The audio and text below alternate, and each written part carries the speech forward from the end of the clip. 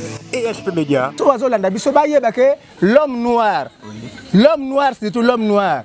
Si vous allez comme on a passeport au Zoko, donc si vous avez un passeport au Bossana en Voulouse Kimbango.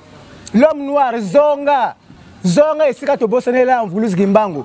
Belle là, comment on a fait comme Zalaka Kamalam. Pour Bamundele Koutou. Parce que nous faut camelaye. Bon, yo mutu muindo.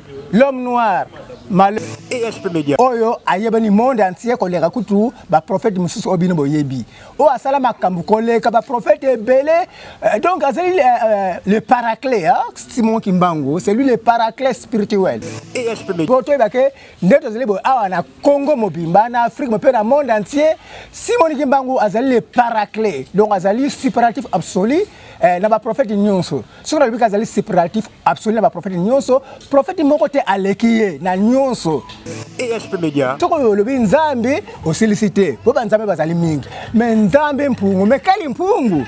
Puisque zali so ba mpungu biteki. Ba o basambla ka bakisi na bango donga ye atie mpungu biteki place wala mais awa il faut que le nzambe mpungu tulendo. Il y avait là. Voilà. ESP Média. Incarnation. La ligne ko boyeke Kimbango fula mwana wana oyo liputa wana. Oyo azali awazali oyo. Kimbango oyo liputa wana. Amizalelaka avant abotama epaya maman oyo abota e. Mais amizalelaka c'est qu'on a à l'époque de maman Kimpavita. Yango wari ko zaki tango maman Kimpavita zalaka batumaye na voilà ils sont en train de peut-être bien. ESP Média. Mais zalelaka Kimbango wana na époque ya Kimbango fula mwana oyo batumbaka sikoyo na mama na ye na Kwimba na Angola na Manza Kongo. Wana amizalelaka wana sikoyo tango azaki na kombo ya Kembo de Nzenza. Kembo de Nzenza mais siko tango ba ko tumba batumie mama na ye maman Kimpavita aye ko lobake bo voilà botuminga injustement mais mwana ona memi na Kongo akobota malisusu po aya ko continuer ba mission ongai na yela. ESP Média. Mais parmi bana nga misato po ezalaki papa ki solokele papa Dialungana na papa Diangenda. Parmi bana misato wana oyo mwasi na ye akozala na zemi eke aboti mukolo wana mwana mobali ezali nga wana mutu na zongi donc ngala kokufa mukolo mwasi wana ya do mukolo bokilo nanga akobota akozala na zemi bona na place wana ye moko a prophétiser yango po mfumu Kimbango ba miso zolo mfumu Kimbango papa Simon Kimbango eliputa ye moko ayiko promettre sur réincarnation na ye na koko na ye lokola koko na donc akoma lokola koko donc étant que azalaki vivant alors que ce qui communique ngai na kufi mukolonga na kokufa mwana parmi babokilo na ngai parmi bana na ngai misatu me basi na bango donc na mwasi moko akobota mwana ya mobali boya bakengaka wana mundu na kosonga alors sikonde tango sikoyo papa Simon Kimbango yaliputa bakangi ye to yebi histoire avec 30 ans na Lubumbashi na Elizabethville mukola kufaki wana alors maman donc mwasi sikoyo ya mwana na ye aye ko bota lisusu wana mwana nini wana mwana nini wana papa Dialungana donc oui ok avancé papa Dialungana ESP Média. hein papa Dialungana kiangani voilà tu sais mes ali oyo papa Dialungana kiangani oyo donc moi sina yende yona botaki ok donc siko papa Dialungana kiangani oyo moi sina siko aboti mwana mobali ye wana ka donc la réincarnation siko donc aboti mi lisusu ezali ko ESP Média. na nguya ya mfumu Kimbango wana na simba kama maladi nyuso pe bazwaka guérison donc nana ishwate so na beke maladi nyuso o ezali ke bozomo no direza maladi moko ya kindoki ESP Média. ya suka pesate mais na 2021 tango ya centenaire vraiment avec beaucoup de respect la c'est pas ya papa Edingwe moto na ngenge hein Edingwe na zape na image na ye na ba photo na ye papa Edingwe moto na ngenge akenda na Nkamba na 2021 wana c'est centenaire ye moko peza a témoigner na batu ba ya interview pe zalaka boye alors que batu mingi bakendeke pa na ye mais yango ye pe akende pa kende ko mekada na Nkamba aye ba puissance nezali kuna mais na Nkamba Edingwe moto na ngenge donc zalaka place wana zape na ye moko so tanga ke kuna boye alors que en tout cas ndenge na ye boye vraiment moyen te abetami donc siko pe ye moko mbangwe pa ya papa voilà Edingwe moto na ngenge wana alors ye moko donc ba lati papa kuda pesi dia ndini musu donc pesi comme Paul papa Simon Kimbango kiangani na Nkamba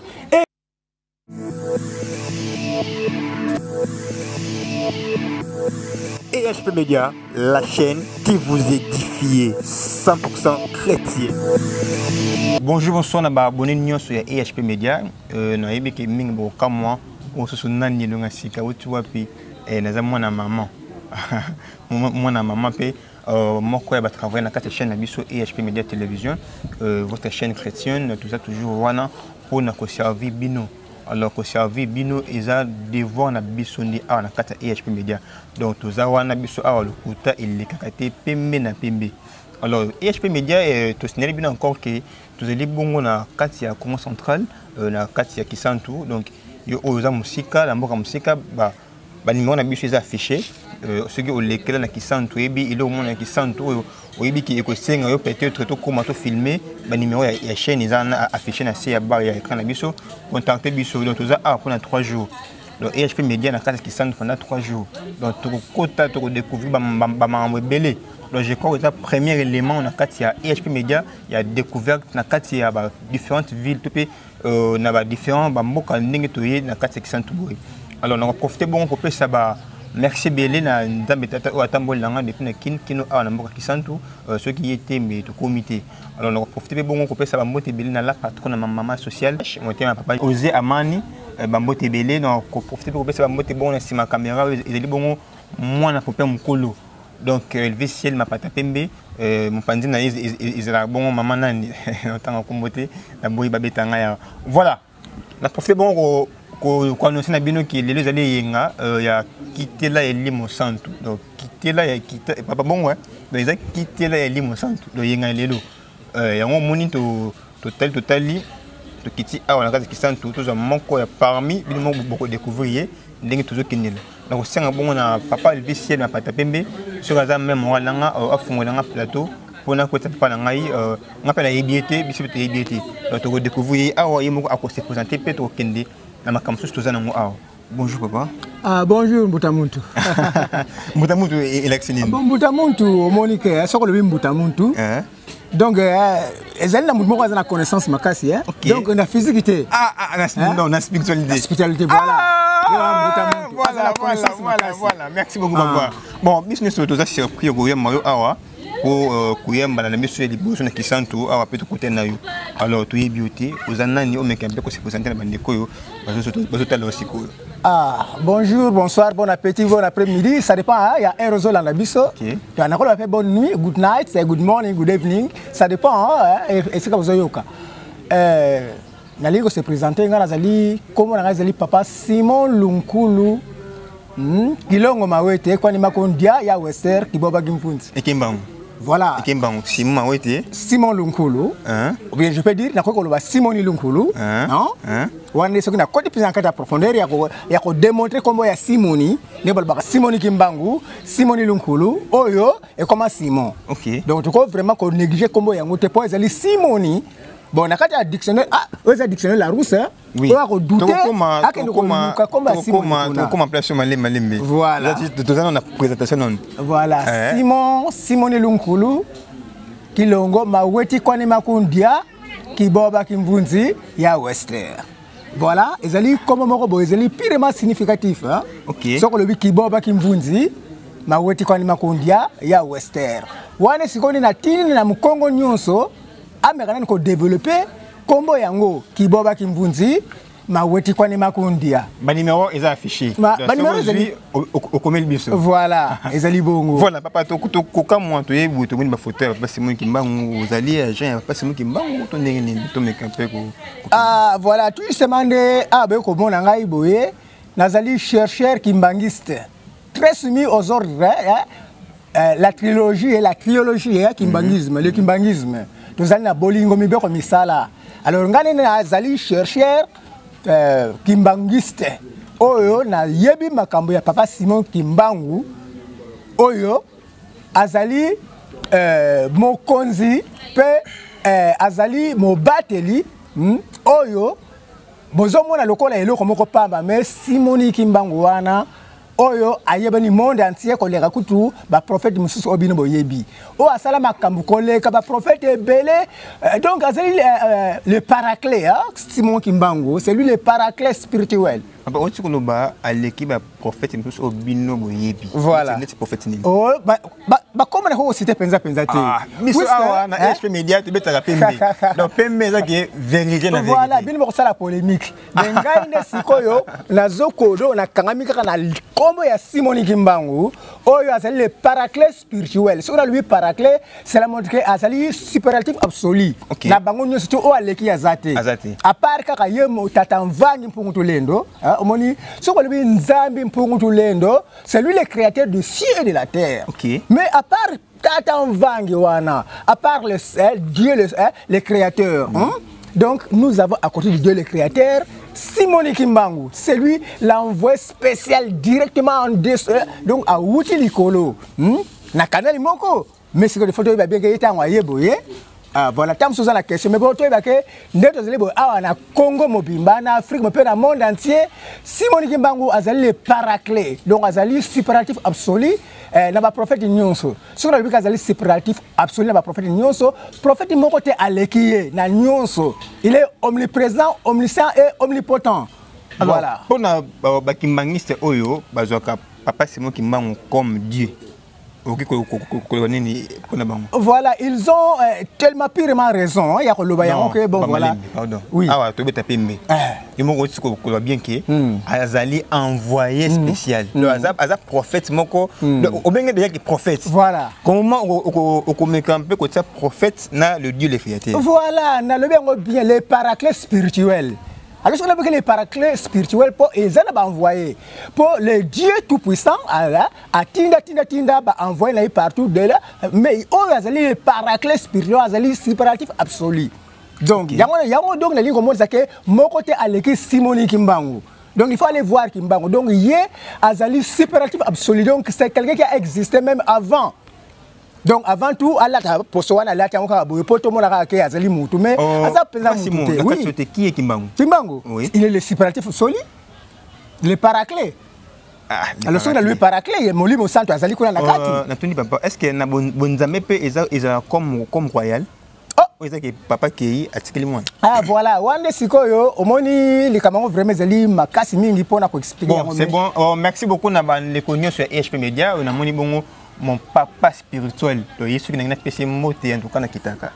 Prophète Samuel Lukau Wanzambi. On a pena papa. On a penza papa. Do yé pena na ligne laquelle j'étais. On a pena papa. Oh merci beaucoup na maman GH pour la confiance et fidélité. On peut s'en encore on se présenter liboso ya baboni na biso ya EHP Media. Puis merci encore na bino baboni oyo au pesinga litoi na bino pour na boyo kangai na moya lelo en tout cas. Nous sommes vraiment reconnaissants et pas la bino. Donc toujours qu'il dit malé papa parce que ceux qui n'a qu'un dans le yengi a on repère de. Alors papa Simon. Oui papa. Par rapport à dimanche lelo quitter là il y a limo centre. Est-ce que na bakimbangiste pays bozaka na cérémonie wana ya quitter là même dimanche na ba religion soso. Bon voilà, tout ce monde le bongo. Pentecôte, hein? Oui. Hein? Pentecôte. Alors, voilà, au lieu de tout ce la Bible. Oui. On attend encore la Bible, on a montré que la chambre est haute. Voilà, mon livre kita. Vous comprenez? Donc, comme nous sommes chrétiens, vous allez chrétien, il y a n'importe quelle église, mais quand on dit chrétien, on suit Christ. Ok. Ce qu'on dit kimbangiste, donc on voit déjà les doctrines. Donc, tout le monde sait que la doctrine est kimbangiste. Kimbangisme, mais la religion chrétienne, ils ont deux choses différentes. Voilà, ils sont vraiment différents. Puisque, Bissoneto Yebeli, Yemoko Papa Simon Kimbangu, Ndenge Ayana Katamokili Oyo, Azala catéchiste. Alors, le Azala catéchiste a yébi l'existence de Jésus. Voilà, alors jusque-là, Bissonnet qui est l'église kimbangiste, vous allez les chrétiens kimbangistes. Alors, ce sont les chrétiens, donc ce sont des kimbangistes qui croient en Christ. Voilà. Donc, ils ont des doctrines, hein? Donc, ils ont des confondités. Mais ce que les bongo, pour Yemoko Papa Simon Kimbangu, Azalaka chrétien. Azalaka chrétien, voilà. Il y a religion. Voilà, Azalaka, ce qu'on a dit Azalaka chrétien, donc Azalaka protestant, donc on a Atangaki paye, école baptiste, mais il y a Goumele qui a pensé pour Azalaka spirituel. Donc, on a des confort, donc les rapports, à mon Zaka qui est Azali Moutou. Qui ma question, voilà. Dimanche, il y a quitté les Limo Centre. na bakimbangiste pe bo célébrer yango. Bon oui, to yebi ke ezali. Ezali. Alors ceux qui ozokimanga pena mingi makasi mingi. Oui. Na ba église kimbangiste ceux qui n'ont bosana te bokomaka église de Jésus-Christ, voilà, par son envoyé spécial, Simoni Kimbangu. Voilà. Alors, tant déjà botier église de Jésus-Christ, comment yo okoboya Christ olobaki directement Kimbangu nenzambe? Bon voilà. Si on a le bongo, moni na olobake la spiritualité. Ouais. Donc nous avons la Trinité. Malgré bamiso baby Trinité. Trinité c'est quoi? Trinité donc ezali ki bon nzambe moko boy quand on dit Père, Fils et Saint-Esprit. OK. Vous voyez, vous comprenez jusque là oui. La Trinité spirituelle. Donc quand on dit la Trinité, on a trois. La trilogie, net biso la kata kimbangi sozali bolingo be comme ça là on trilogie na biso. Mais Trinité ba catholique ba yebi yango ba protestant ba yebi yango ba mutu pati nyonso ba ko boya yango te o ba lobana komba tata mwana pe molimo santo. Ce qui tata azali cela montre que c'est lui le créateur. Ce qui moi azali même la Bible komami puisque biso tozalaka en dehors ya Bible était. Oui. Donc puisque Bible oyo to komana ngo prochainement que Bible oyo ezali même ya biso moko. Oyo zo mona Bible oyo ezali onele ya biso moko ezali ya biso moko ba noir. Mais ce que tu n'as pas vu, tu as pépé, na expliqué yango pour comment que Bible ezali ba mindele te. Alors si on a kata Biblia comme la Trinité ezali peut-être ba comment yango te. Mais to yebi bien que tata exali donc tata azali, moi azali pe molimo santo azali. C'est pour cela ba le baka au nom du Père, du Fils et le Saint-Esprit. Donc là on voit bien que spirituellement le Père c'est lui le créateur, mais il a aussi un nom propre, ça s'appelle kombo na ye. Comment est-ce qu'on a? Voilà, nzambi mpungu tulendo, mvange ababio. Nalingala. Nalingala. Bon, voilà vraiment exactement. Expliquer. Bongo. Le nom propre n'a jamais changé. Comment il change à côté? Ce qu'on lui mpungu tulendo, c'est quand mpungu tulendo. Mpungu. Pour être mpungu, c'est que nous avons mpungu, c'est ali. Ndenge tout à l'heure on a filmé, tout à l'heure nako bandeni na ba religion mususu mpungu ezaba biloko moko ya ba famille ba kisi moko voilà mais aba le mpungu gileno c'est quoi ozo mona siko ba le mpungu leno siko le mpungu nzambi mpungu voilà la ligne pesant expliquer dans clair place oyo siko ba le puisque Congo ezali la première langue.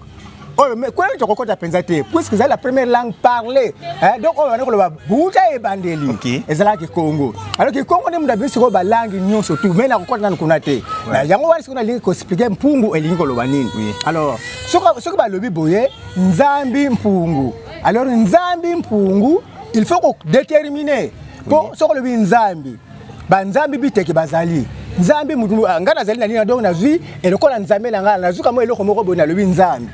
Alors si on a déterminé alors il faut faire beaucoup d'attention même les églises na bino o bokeleke o kombo ya tata nzambe nzambe nini alors yango ne wana il faut qu'on déterminer si on veut tata nzambe mpungu o silicité parce que mpungu qui s'ezali mpungu biteke ezali alors il faut qu'on déterminer mpungu nini nzambe mpungu tulendo mvange ababio. Alors jusque là sur le place wana ndem mutu a comprendre au déterminer comment ya nzambe puisque quand na kata Biblia kuna ezali déjà na mutu moko atuna ka Abraham tanga atuni boye ce qui la kei ba kotuna nga nzambe ya Jacob nzambe ya bakoko na yo ya Abraham kombo na nani na kata Biblia ezali donc il y a un nom spécial kombo ezali ce que le bi nzambe au sollicité po ba nzambe bazali mingi mais nzambe mpungu mais kali mpungu puisque ezali so ba mpungu biteki ba o basambela ba kisi na bango donc ya atie mpungu biteki place wala mais awa il faut que le banzambi mpungu tulendo yave là voilà quand on dit yave là donc pure la sainteté yave là voilà yave là mpungu nzambi mpungu tulendo yave obimbo lwa yawe yave signifie yave là donc la purification. Donc, Yewana c'est qu'on vangue ababio, donc le créateur du ciel et de la terre. Donc, Yewana azali tata. Si qu'on est ok, si qu'on a le fils. Car pour les autres, au nom du Père, du Fils et du Saint-Esprit. Alors, le Père a un nom spécial. Yamon to lobi pungu tulendo yave lela. On vangue ababio. Alors, le Fils aussi a un nom spécial. Yango wana omonika siko fils wana yes wana to bengi Yesu mkwa kisinsu nkangi kiditu donc c'est un nom donc comme nkangi kiditu wana yango siko ba transformer le kola na Yesu Untinu ukuisa, untinu un roi qui vient avec l'écho. L'écho, donc, ce qui est écho, c'est signal et bon, ça c'est ça qu'on appelle l'écho. Okay. Donc, un roi qui vient avec l'écho. Untinu isa ukuisa Jésus dikisinsu. Jésus Christus. Untinu isa. Les musulmans, ils isa. Alors, untinu, donc c'est le roi. Untinu isa ukuisa Jésus dikisinsu. Jésus Christus. Yewana nkangi kiditu, bakoko na biso ba yebaka ye malamu. Mais si konde po tozoko kenika malembe wana na zoko pesa expression claire ya kombo ya mwana. Puisque kombo ba changera yango te. Le nom propre n'a jamais été changé. Papa, comment oya zali nani? Yengi Banzolele exaucé. Voilà, Yengi Banzolele exaucé. C'est un nom qu'on ne peut jamais changer. On peut changer à ta moukete. Autour de la comme on a eu en français, les alaratés. Comme on les a dit, la linga ndengini. Mais ndenge ba pesele yango, ko tikala kaka bongo, ba ko changer yango te. Donc nom propre ba changer yango te. Bon, papa Simon, toujours qui m'a vraiment bon aussi maintenant. Pour moi, on a le bien noté. On a ce qu'on a déterminé, on appelle ça combo ya moana. Si on combo ya molimo centre, puisque tozoloba, au combat tata, pe moana, pe voilà, le Saint-Esprit. Voilà. Alors, si l'enfant est connu, si moana a yebani, hein? Bon, Nzambe a kobota te, azaka na mwastika bota, moana ba pesa combo ya moto. Mais si on Nzambe dans l'état dont on est bandeli wana. Tant à l'objet, biso état que tous les chrétiens, tous les côtés la Bible, tant à l'objet, créons l'homme à notre image. Au moment que si nous créons l'homme à notre image, cela montre que Kazalaki est mon côté Nzambe. Mais des Bazalaki groupe moko boye. Mais groupe moko banani des bango mesa to Bazalaki à la création. Alors le quoi Bazalaki na esprit na tango wana. Mais comme ça qui batu puisque l'esprit ne peut pas créer. L'esprit qu'on créer te le quoi les applaudissements que l'esprit est créé. Mais si on est ezali, bah comme il le bazali la force moko boye, bah lata ki bonzoto, bah on met ça tout, bah comme batu, bah bandi ko créer et le wana, ya on va le créer l'homme à notre image. Bah là du pensa qui me souni pensa boye, bah zima belé, le quoi ezali bah chrétien, ya nous expliqué. Alors yé moko tata, ya ezali le maître d'ouvrage. Moi na si ko à côté, azoko bazo salabon, bazo surveiller, et puis le Saint-Esprit yé pas comment ils sont mutu. C'est que le Saint-Esprit wana de wana biso to bengi kimbangu umbango de mansueki puisque bazala mizale laka.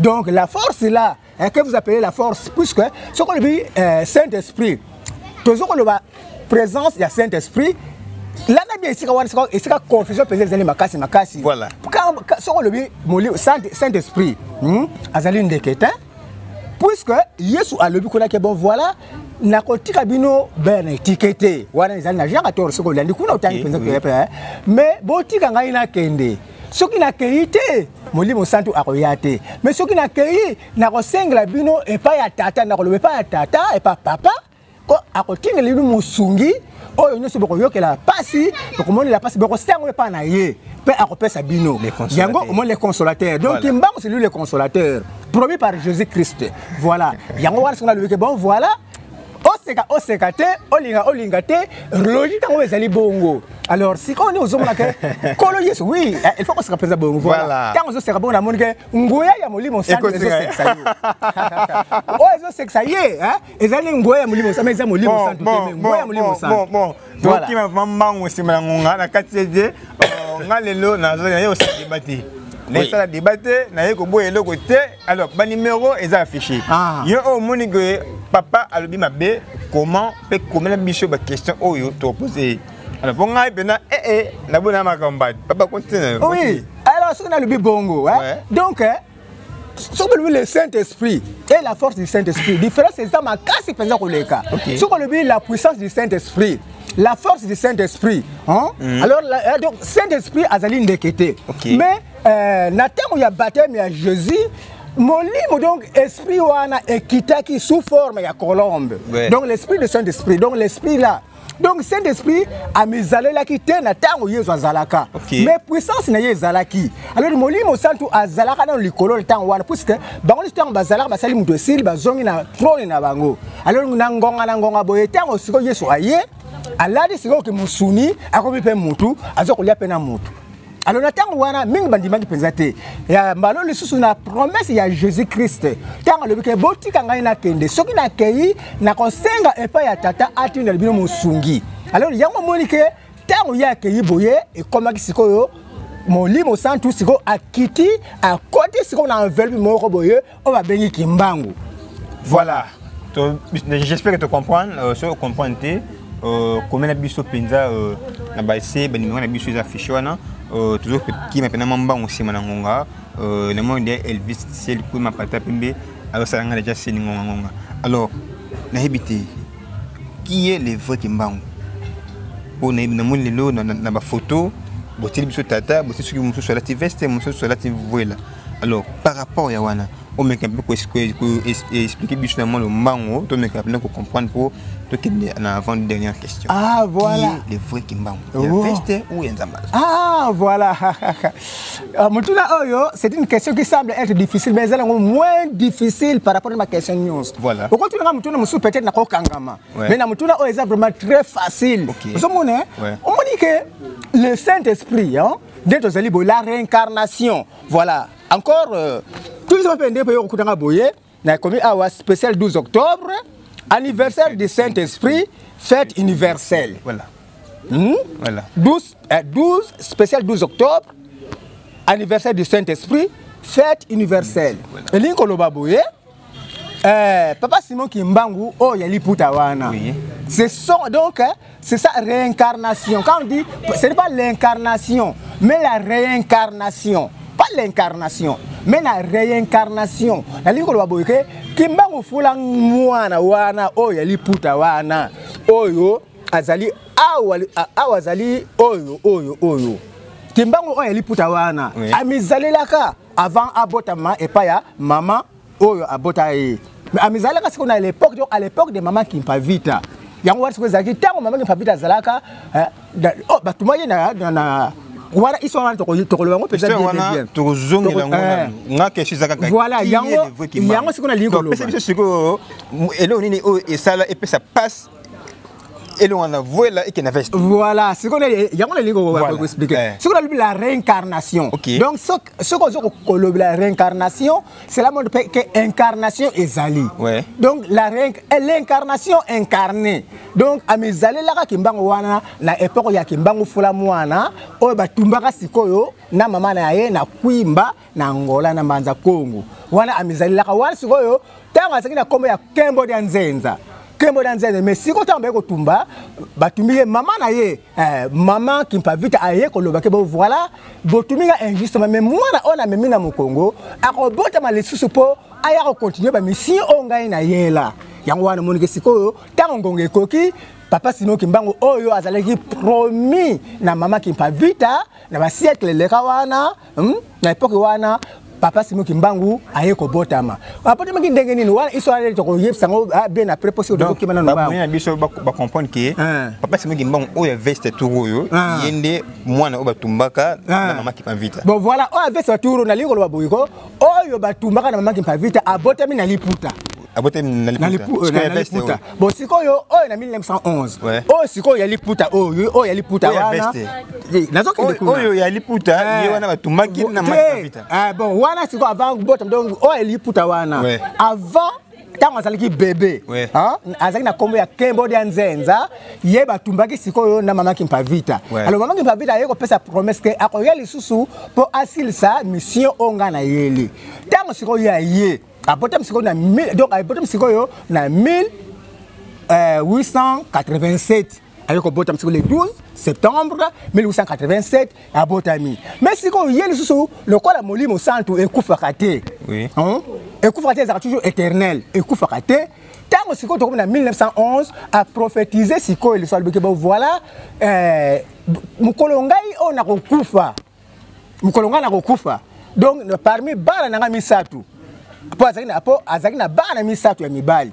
Mais parmi bana na misatu po ezalaki papa Kisolokele, papa Dialungana, na papa Diangenda. Parmi bana misatu wana, oyo mwasi na ye akozala na zemi, et que aboti mukolo wana mwana mobali ezali nga wana mutu na zongi donc ngala kokufa mukolo mwasi wana ya do mukolo bokilo nanga akobota akoza na zeni bona na place wana ye moko a prophétiser yango po mfumu kimbango ba miso zolo mfumu kimbango papa simu kimbango eli puta ye moko ayiko promettre sur réincarnation na ye na koko na ye lokola koko na donc akoma lokola koko donc étant que azali vivant alobi que soki komonike ngai na kufi mukolonga na kokufa mwana parmi babokilo na ngai parmi bana na ngai misatu me basi na bango donc na mwasi moko akobota mwana ya mobali boye bakengaka wana mutu na kozonga alors sikonde tango sikoyo papa Simon Kimbango ya liputa bakangi ye to yebi histoire avec 30 ans na Lubumbashi na Elisabethville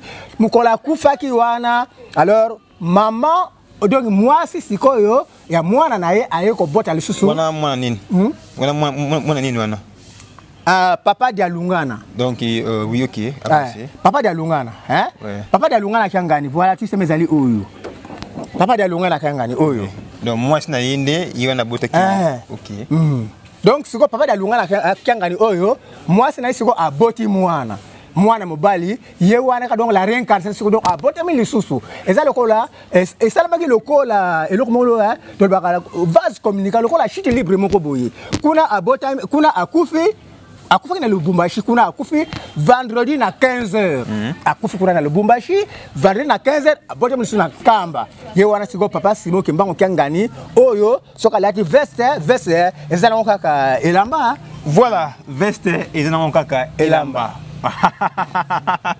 donc on ne sait pas si on veste ezaka elamba ezaka ndemana mami so atonga na ezaka elamba voilà en tout cas to kimi mbango simana ngonga to presque un suka papa Simon oui papa nayebi ki bino mingi bazaki mangista boye bozaka makasi na ko traiter ba maladie yo o traiter maladie te mbasu onini bon wala ezali question moko vraiment un véritable au moins ce qu'on a lui que le Saint-Esprit ce qu'on l'a tamana nguya wana na lobi que za molimo santo mais nguya ya molimo santo puisque nguya ya molimo santo ezali très différent na molimo santo papa Elvisien mapata pembe voilà les gens la lobi que bon voilà mutu nyonso tout yo lokolo zali bongo olinga te ozali kimbangiste soko tunanga mutuna wana boye voilà na ko expliquer ndenge les bons bergers voilà yango wasi na zolo bakay mwana nani les bons bergers wana zali mwindu to mundele te tozande na kati ya traitement aussi makamana nini voilà au moins c'est que devait place wana aussi makamana parce que mitune za yanga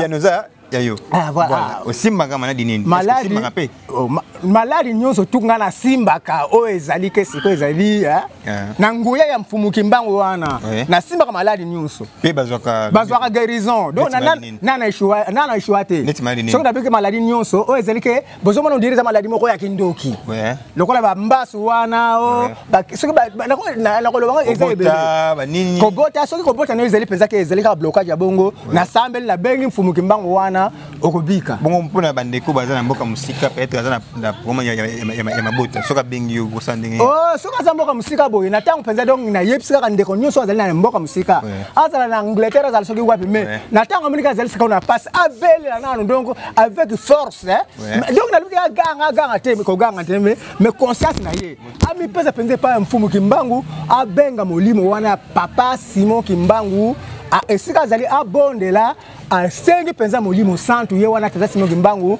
akosalisa ye pa komona guérison oya kotia tembe alanda penza spiritualité akza la conscience moko boye abenga penza na maladi na ye abelela mfumu Kimbangu okomona ke lobiko ezali sona mudu musute kolobelanga so prophète musute kuzi sona lobi bongo aucun prophète oba soude ba bo talangai bongo ba prophète ba tegela ba mai wana soma mai miracle oyebi yo si oyebi mai mvumbi na bongo mai mvumbi ebi bembe bon no ba bino ba betra wana mai yebi bembe oyebi donc c'est que oyebi prophète ngo mais na yebi ke ba sa ebele bon ba sitaka te pour ça polémique oh non mais ngana na chaîne chrétienne voilà dans la quatre chaîne chrétienne voilà ça le kuta et les karaté voilà prophète nini wana mais c'est quoi biso ba le na juger point n'est prophète nini voilà au juger te mais na juger te non toi ba ka n'est prophète nini te comment na koloba te ngana meke boss na mama GH na beti mutu na mudaza na prophète na ye omoni ngai pele suzo soki na moni ke Kimba oyebi ke wazel président international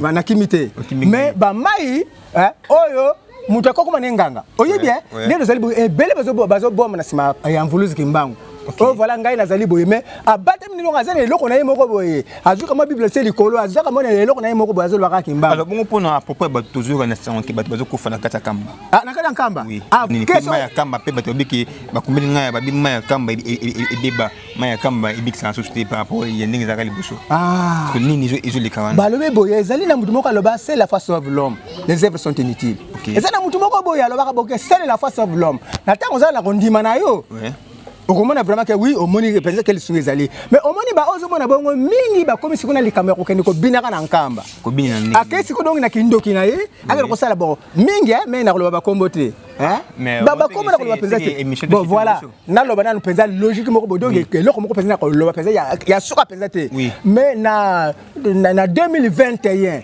tango ya centenaire vraiment avec beaucoup de respect la paix c'est pas ya papa Edingwe moto na ngenge Edingwe na zape na image na ye na ba photo na ye papa Edingwe moto na ngenge akenda na nkamba na 2021 wana c'est centenaire ye moko penza a témoigner na bato ba ya interview pe zalaka boye alors que bato mingi bakendeke pa na ye mais yango ye pe akende pa akende ko mekana na nkamba aye ba puissance nezali kuna mais na nkamba Edingwe moto na ngenge donc zalaka place wana zape na ye moko so tanga ke kuna boye alors que en tout cas ndenge na ye boye vraiment moyen te abetami donc siko pe ye moko mbangwe pa ya papa voilà Edingwe moto na ngenge wana alors ye moko donc ba lati papa kuda pesi ya ndini musudong apese comme Paul papa Simon Kimbangu kangani na nkamba Edingwe azali mbino moko boyebika yeba la partout na monde mais alobike mingi ba prophète ebele ebino boyebi bakene ko zangenge et pas ya moto na ngenge